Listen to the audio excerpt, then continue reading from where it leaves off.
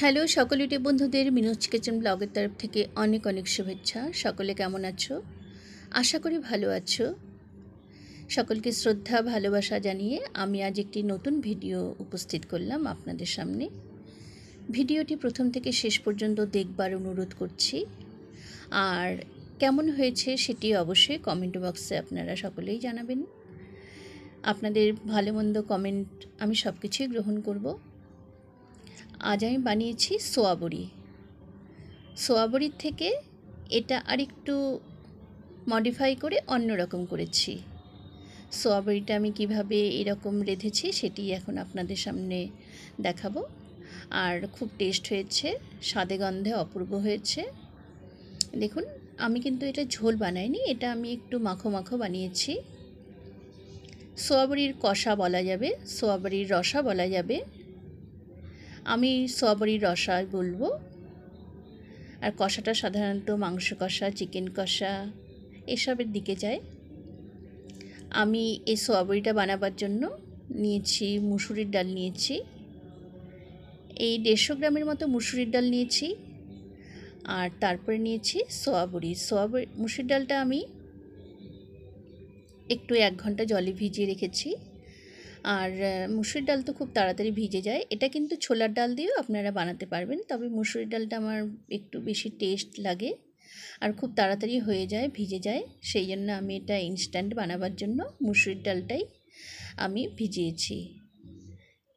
আপনারা ইচ্ছে করলে ছোলার ডালও ভিজিয়ে করতে পারেন, ছোলার ডাল, মটরের ডাল, যে কোনো ডাল দিয়েই হবে। আর এই সোয়াবড়িটা কিন্তু আমি আগেই ভিজিয়েছি, এটা গতকালকের আমার প্ল্যানিং করে ভিজিয়েছি যে করব, সেটা আমি দেখাতে পারিনি কিভাবে করেছি। সোয়াবড়িটা আগে আমি নুন জল দিয়ে কিন্তু সেদ্ধ করে নিয়েছি। যদি একটু মানে কোনো ফ্যাকাশে গন্ধ থাকে, সোয়াবড়ির একটু মাঝে মাঝে গন্ধ থাকে, তো সেটি কেটে যাবে। এটা আমি ভিজিয়ে নিয়ে দুটোই আমি আগে সোয়াবড়িটা নিয়েছি, তারপরে মুসুরির ডালটা গ্রাইন্ডারে পেস্ট করে নিয়েছি। আর এটা কিন্তু একদম তাড়াতাড়ি হয়ে গেছে, কারণ সোয়াবড়িটাও খুব সফট, মুসুরির ডালটাও খুব সফট। আর এটা কিন্তু আমি হালকা দানা দানা রেখেছি। এবার আমি সেখান থেকে গ্রাইন্ডার থেকে করা হয়ে গেছে আমার, গ্রাইন্ডার থেকে বাটিতে নিলাম। বাটিতে নিয়ে এর মধ্যে আমি এখন নুন মেশাবো, হালকা হলুদ দেব, সব কিছু অল্প অল্প করে দেব। হালকা হলুদ দিয়েছি, হালকা জিরের গুঁড়োও দেব। হলুদটা একটু বেশি পড়ে গেছে, সেটি তুলে রাখলাম। এবার সবগুলো মিশিয়ে আমি এটা হাত দিয়ে আমি ম্যাশড করব। হালকা জিরের গুঁড়ো দিয়েছি, হালকা ধনের গুঁড়ো দিয়েছি।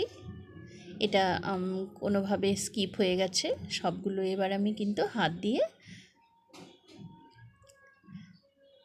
আমি অনেকক্ষণ ধরে এটাকে সবগুলো মিশিয়ে দেব। সবগুলো মিশিয়ে দিলে ভালো হবে। আর তার মধ্যে চালের গুঁড়োটা স্কিপ হয়ে গেছে, চালের গুঁড়ো দিয়েছি। চালের গুঁড়ো দিলে হালকা একটু মানে বড়াটার শেপটা ভালো হবে। এবার আমি সবগুলো মিশিয়ে নেব ভালো মতো। সবগুলো মিশিয়ে আমি এটাকে একটু কিন্তু নরম নরম রাখবো না, নরম নরম রাখলে কিন্তু বড়াটা একটু ঝোলে দিলে আবার ভেঙে যেতে পারে। একটু আমাদের শক্ত রাখতে হবে, শক্ত রাখলে পরে ঝোলে দিলে নরম হয়ে যাবে, একটু যেন মুঠো করা যায় সেই রকম। তাহলে ঝোলে দিলে একটু ভালোও থাকবে, শক্তও হবে। এই যে আমি ভেজে নিয়েছি। আর এটা আমি ঝোলটার মধ্যে মাখোটা সবজিটার মধ্যে এটা আমি দিয়েছি কাজুর গুঁড়ো, পোস্তর গুঁড়ো আর আদা জিরের পেস্ট আমি আগে করে রেখেছিলাম, কাঁচা লঙ্কা, রসুন থেতো করে নিয়েছি, পেঁয়াজ কুচো করে নিয়েছি, একটি পেঁয়াজ কুচো করে নিয়েছি, একটি বড় সাইজের পেঁয়াজ কুচো করে নিয়েছি। এই সব উপকরণ দিয়ে আমি এখন সয়াবিনটা ভাজবো। এই যে আমি সয়াবিনটা অলরেডি মানে ভাজতে শুরু করে দিয়েছি। দেখুন এই যে কত ফ্লপি হয়েছে, খুব সুন্দর ফ্লপি হয়েছে। আর প্রতিটা মানে সোয়াবড়ির একই রকম কিন্তু ভাজতে হবে, বেশি ডিপ ফ্রাই করলে কিন্তু একটু টেস্ট খারাপ হয়ে যাবে। এইভাবে আমি দুবার সোয়াবড়িটা ভেজে নিয়েছি দুবারে। এবার আমার ভাজা হয়ে গেছে, সবগুলো প্লেটে তুলে নিলাম। বেশ খানিক হয়েছে, এটা কিন্তু রেখে দুদিনও খাওয়া যাবে। এবার আমি ওই তেলটা উঠিয়ে নেব, অতখানি তেল দিয়ে তো করব না। এবার আমি অল্প একটু সর্ষের তেল দিয়েছি, সেটা আমি সাদা তেল দিয়ে ভেজেছিলাম। সর্ষের তেলের মধ্যে আমি দিয়েছি গোলমরিচ দিয়েছি, লবঙ্গ দিয়েছি আর এলাচ ফোড়ন দিয়েছি। তার মধ্যে কাঁচা লঙ্কা দিলাম। কাঁচা লঙ্কা দেওয়ার ফলে খুব ফুটছিল জন্য আমি একটু ঢেকে দিলাম। একটু মানে ফোটাটা কম হয়ে গেলে এবার আমি তুলে এইসব মশলাগুলো দিয়ে দেব, পেঁয়াজ, রসুন আর এইসব পেস্টগুলো সেসবও দিয়ে দেব। আবার একটু ঢেকে দিলাম, কারণ ভীষণ মানে গায়ে আসছে এসব। এই যে আমার এখন একটু ঢাকাটা তুলে মানে ফোটাটা কম হয়ে গেছে।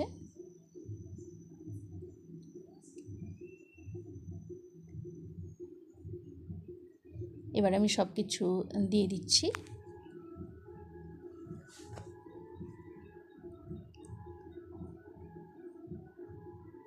সব কিছু দেওয়ার পরে তারপরে কিন্তু আমি আবার মশলাপাতিগুলো দিয়ে দেব। এইসব আমার ভাজা হয়ে গেছে, এবার আমি মশলাগুলো দিয়ে দেব। এক এক করে আদা জিরের গুঁড়ো এটা দিয়ে দিলাম, আমি পোস্তের গুঁড়োটা দিয়ে দিলাম। তারপরে কাজুর গুঁড়ো দিলাম। কাজুর গুঁড়ো দিলে, পোস্তের গুঁড়ো দিলে সবজির ভীষণ টেস্ট হয়। আদা জিরের গুঁড়োটা মানে পেস্টও দিয়ে দিয়েছি।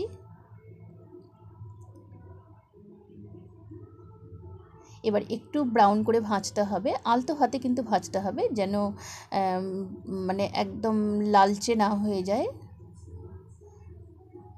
হালকা লাল হবে। এর মধ্যে হলুদ দিয়েছি, নুন দিয়েছি, আর অন্য কিছু দেওয়ার দরকার নেই। কারণ যখন আমি বড়াটা ভেজেছিলাম সেখানেই আমার ধনের গুঁড়ো দেওয়া ছিল, জিরের গুঁড়ো দেওয়া ছিল। এবার আমার ওই গ্রাইন্ডার ধোয়া জলটা দিয়ে দেব এখানে। এই যে এবার একটু আলতো হাতে মশলাটা আর একটু নাড়িয়ে নিতে হবে। মশলাটা একটু আমি ভাজতে দিলাম ঢেকে। দেখুন একটু মানে হালকা লালচে লালচে ভাব চলে এসছে, তেলটা উপরে চলে এসছে।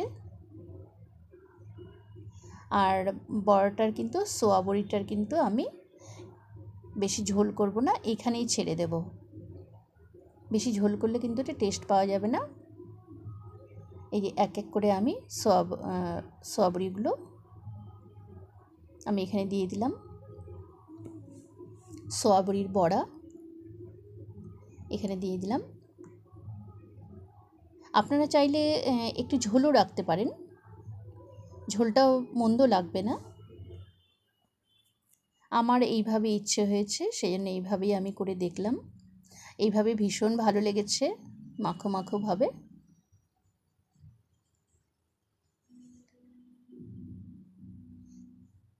এই যে দেখুন হালকা ফুটলে আর আমি একটু সোয়া বড়িগুলো এপাশ ওপাশ উল্টে দেব, মানে ওপিট এপিট করে দেব দুদিকেই, যেন তাহলে একটু স্বাদ চলে যায়। এভাবে হালকাভাবে, আর এগুলো কিন্তু ভীষণ নরম হয়ে গেছে ঝোলের মধ্যে দিয়ে। আর লাস্টের দিকে আমি যখন এটা নামিয়েছি তারপরে কিন্তু আরও বেশি টেনে গেছে ঝোলটা।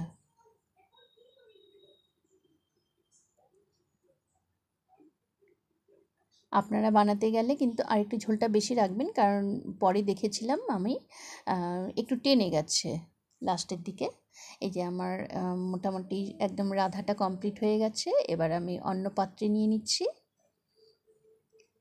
এই যে দেখুন আমার একটু টেনে গেছে ঝোলটা, কারণ আমি গরম উনুনে রেখেছিলাম, তো এই গরম উনুনে রাখার ফলে একটু টেনে গেছে।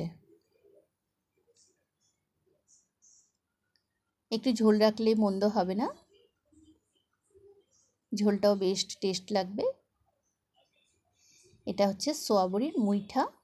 সোয়াবড়ির মুইঠা আমি এবার প্রথম বানিয়েছি, আর ভীষণ টেস্ট হয়েছে। আপনারাও এভাবে বানিয়ে দেখুন, খুব ভালো লাগবে। একদম নিউ রেসিপি। আমরা তো সকলেই সয়াবিনের সবজিটা খাই, এইভাবেও একটু অন্যরকমভাবে খেয়ে দেখুন। আমার রেসিপিটি কেমন হয়েছে সকলে অবশ্যই বলুন। কিছু যদি আমার মধ্যে ভুলভ্রান্তি থেকে থাকে অবশ্যই কমেন্টের মাধ্যমে জানাবেন। আপনাদের থেকেই আমি অনেক কিছু শিখতে পেরেছি। আমার সকল ইউটিউব বন্ধুদের জন্য অনেক অনেক ভালোবাসা। আপনাদের থেকে সত্যি সত্যি অনেক কিছু আমি শিখেছি। দেখুন কেমন হয়েছে। আর এইবার যে বাকি, আমি তো সবগুলো সয়াবিন মুইঠা ঝোলে দিইনি, এটা কিন্তু এক্সট্রাও খাওয়া যাবে। এটা স্ন্যাক্স হিসেবেও খাওয়া যাবে, চায়ের সঙ্গে বিকেলে খালি মুখেও খাওয়া যাবে। এটা সস দিয়ে আপনারা এই পকোড়া, তারপরে ভেজ চপ, যেটাকে মানে আমরা যেভাবেই নিই, ভেজ চপ, পকোড়া, এইভাবেও কিন্তু মানে খেতে বেশ লাগবে বিকেলে, সকালে। এই যে এক্সট্রা যে আমার সোয়াবিনের মুইঠাগুলো ছিল, এটা এইভাবেও কিন্তু বেশ লেগেছে খেতে স্ন্যাক্স হিসেবে বিকেলে চায়ের সঙ্গে। সকলকে অনেক অনেক ধন্যবাদ। আমার রেসিপিটি কেমন লেগেছে সকলে অবশ্যই কমেন্টের মাধ্যমে জানাবেন। আমার ভিডিওটি সকলকে লাস্ট পর্যন্ত দেখবার জন্য অনেক অনেক ধন্যবাদ। এরপরে আসবো পরের ভিডিও নিয়ে। সকলে অবশ্যই আমাকে কমেন্ট বক্সে কমেন্ট করুন কেমন হয়েছে। টাটা, বাই বাই, ভালো থাকুন।